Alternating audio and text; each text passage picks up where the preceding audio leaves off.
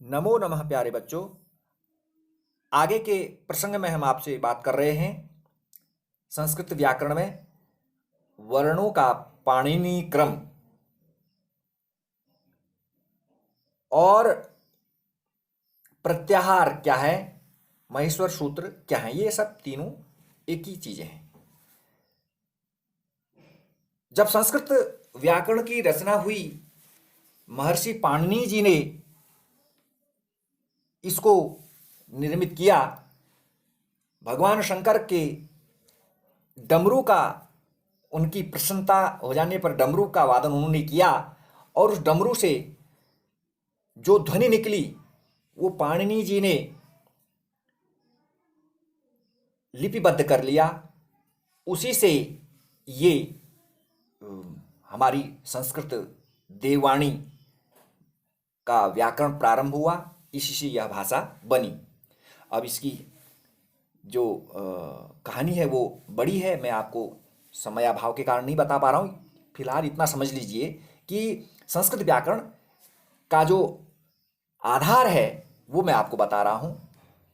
जो पाणिनि क्रम है, जिनको जान लेने से हम प्रत्याहार बनाएंगे और जिन्हें माहेश्वर सूत्र भी कहा जाता है, वो सबसे पहले आप सुनेंगे। मैं बोलूँगा अ ई उण री लृक ए ओम ऐ औच हयव रट लण यमंगण नम झभय घढ़ धश जब गड दश खफ छठ त चट तव कपय श स स र हल।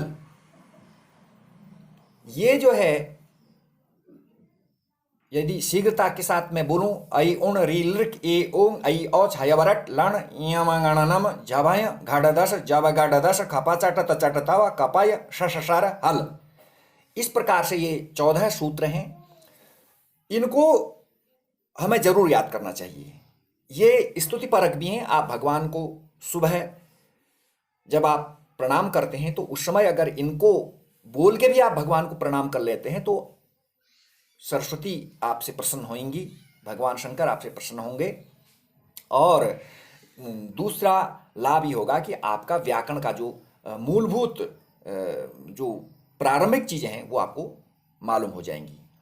तो प्रत्याहार बनाने के लिए जो हमारे पास ये जो 14 सूत्र हैं, पहला सूत्र है अ ई उण, दूसरा है री लृक। इस प्रकार से हल तक ये सूत्र हैं। सूत्र का जो अंतिम अक्षर है, उस अंतिम अक्षर की गणना प्रत्याहार में नहीं की जाती है। जैसे अ ई उ ण का जो ण है वो नहीं लेंगे हम प्रत्याहार बनाने में। जैसे हमें कह दिया है कि भाई अक प्रत्याहार बनाओ, अक बनाने के लिए अ से स्टार्ट करेंगे आप, अ ई उ, फिर क्या आ जाएगा, री आ जाएगा। बीच में एक चीज छोड़ देंगे जो मैंने आपको बताया, वो है ण। अ ई उ री लृ। अब क भी नहीं लेंगे। तो ये कितने अक्षर हो गए, 1 2 3 4 5, 5 वर्णों का ये अक प्रत्याहार बन गया। कोई कहे आपसे अच बनाओ, अच प्रत्याहार कैसे बनाएंगे, अ से स्टार्ट करेंगे। चलो अ ई उ, अब यहां पर छोड़ देंगे एक चीज, री लृ, फिर एक चीज छोड़ देंगे ए ओ, फिर एक चीज छोड़ देंगे आई औ, फिर एक चीज छोड़ देंगे।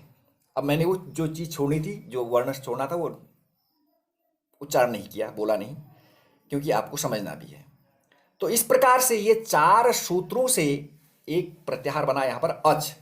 अब क्या क्या छोड़ेंगे, जो वर्ण, जो सूत्रों का अंतिम वर्ण है उसको छोड़ देंगे आप, जो हलंत है। आपका प्रत्याहार बन गया। एक प्रत्याहार कैसे बनेगा, ई उ री लृ।